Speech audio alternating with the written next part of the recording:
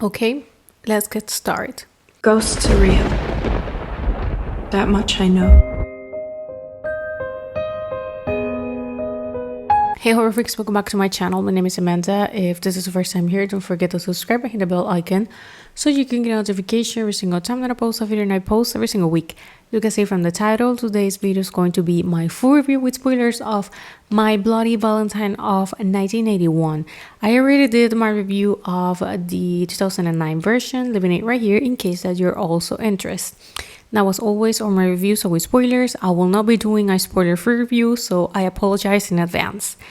Now, saying all that, let's get into the video.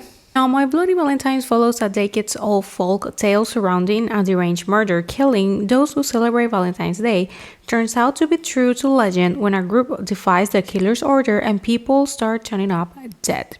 For a brief summary, the film, it's essentially the same story and concept as the remake, of course, since this is the original, but the major changes are a character and the outcome of the film and who is the killer. For example, instead of Tom, that is portrayed by Jensen Ackles, here the name of the character is TJ, and he's also the owner's son, but the difference here is that he didn't left by the same reasons as Tom did. And also here we are 20 years later of the first massacre instead of the remake that are 10. Basically, it's essentially the same. We are explaining that in the 60s, some workers, they left early the mines. Of course, that also changes a little bit. Here, they left early. They didn't check the levels of the gas, and explosion happened.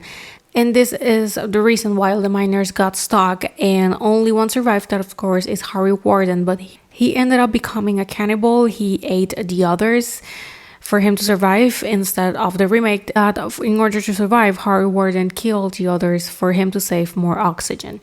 So that will be like the biggest changes right from the bat.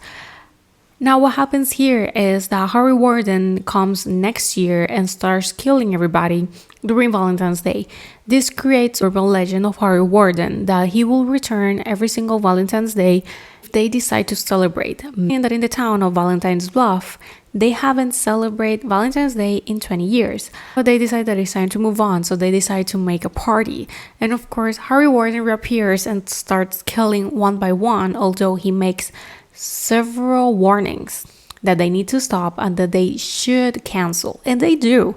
They actually cancel the party, but basically the youngest people in the town, they decide that they want to have a Valentine's party, so they decide to go to the mines since they are all miners, and they're like, well, maybe we can do it here, like it's our workplace, nothing bad is going to happen, right? And of course, one by one are killed by Harry until we have the reveal. And the subplot is essentially the same one. We have TJ, that is the equivalent of Tom. We have Sarah and we have Axel. Now, on the remake, we have at the end that Harry Warden was actually Tom, but he created this side personality because he got traumatized since he was almost killed by Harry Warden. Here is actually Axel. Why? Because Harry Warden killed Axel's father when he was a child and he saw the whole thing. And he also got traumatized. Valentine's Day party kind of triggered something in him, and that's why he became the new Harry Warden. Also, the biggest change will be here is in the last scene, since here the film ends with Alex maniac laughed and he fades to black, and that's it. But he's found by the police and everyone, so we assume that he's been taken. But on the remake, Tom is able to escape. And the film basically ends with him basically making it alive, and he's out there and we don't know what the hell is going to happen next. Essentially, those will be the biggest changes, but the essence of the story, they're equally the same. Now, into the things that I like, this film, of course, is from 1981, so it's very 80s, cheesy, classic slasher, something that I do enjoy. It's something that I do really like, so this is why I really like the film. Although I can do admit that the film is not excellent, because although I like those things, I can say that those are the biggest weakness. It's very cheesy, the acting is not the best one, and also the story. The only thing that I can give to this is that it's not predictable. Something that I have to give to this one compared to the remake is that this one is way harder for you to realize who is behind the mask. Because all this time we're thinking that Harry Warden is alive. Because on the remake we're told way too soon that Harry Warden is actually dead. And they make it very obvious that it's Tom. Here, it's very hard for you to realize that it's actually Axel. Because all this time you could be thinking that it's actually Harry Warden. So I'm gonna have to give points for that. But for the rest, I think that this film is very equal to the remake. Like, I believe that although I really like the remake, I think that they are equals.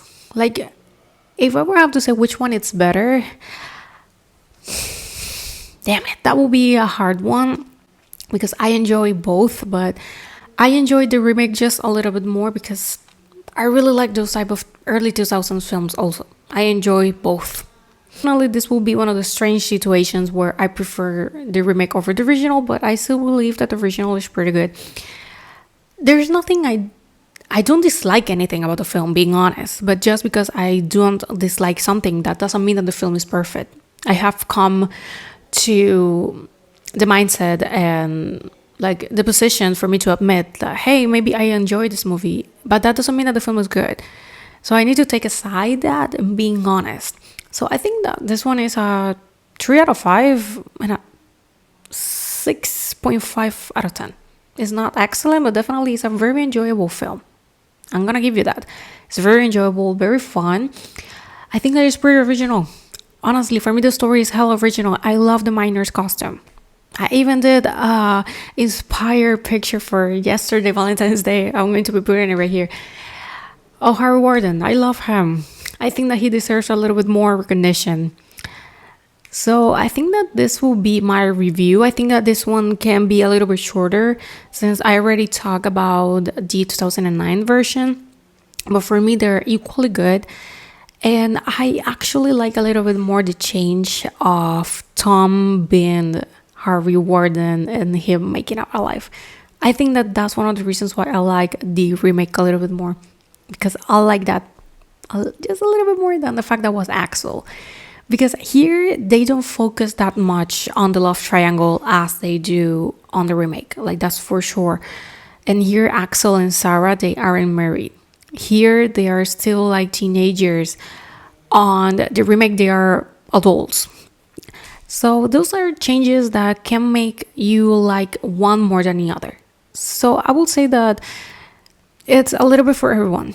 If you can enjoy more the one from 1980s or 2009, depending on what you like in this type of stories or this type of film. So I think that is a win-win situation if you ask me.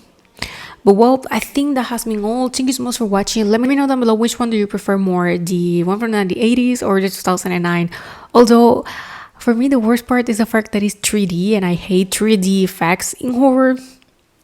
I can't lie here. I like it a little bit more than original. But well, thank you so much for watching, and I'm going to see you guys on my next video. Bye. It's real.